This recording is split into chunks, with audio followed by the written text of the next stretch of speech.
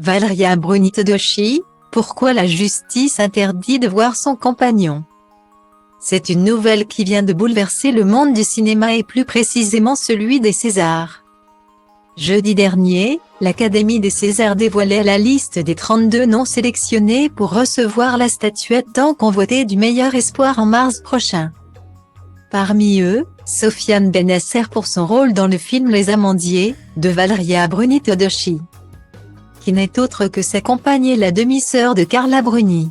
Et pourtant, Sofiane Bennacer a failli ne jamais être nommé par les 18 directeurs de casting. En effet, depuis quelques mois maintenant, des rumeurs courent au sujet de l'acteur. Il est accusé d'avoir agressé sexuellement plusieurs jeunes femmes. Des rumeurs qui viennent d'être confirmées ce mardi 22 novembre 2022 par Le Parisien. Nos confrères ont révélé, selon les dires de la procureure de la République Edwige Jerome-Morisot, que l'acteur avait été mis en examen pour viol et violence sur conjoint en octobre dernier au tribunal de Mulhouse. Il est placé sous contrôle judiciaire en attendant la suite des événements. Toujours selon les informations du quotidien, le parquet avait demandé un mandat de dépôt à l'encontre de l'acteur. Finalement, après avoir tranché, le juge a décidé de placer Sofiane Bennacer uniquement sous contrôle judiciaire.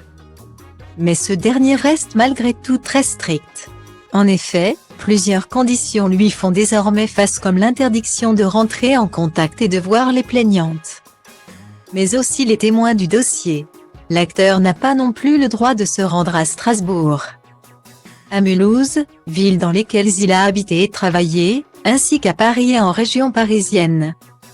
Endroit où vit sa compagne Valeria Bruni Tedeschi, la réalisatrice du film Les Amandiers et qui lui a offert le rôle d'Étienne. Présenté comme témoin dans cette affaire, Sofiane Bennacer ne peut donc pas entrer en contact avec elle le temps de l'enquête.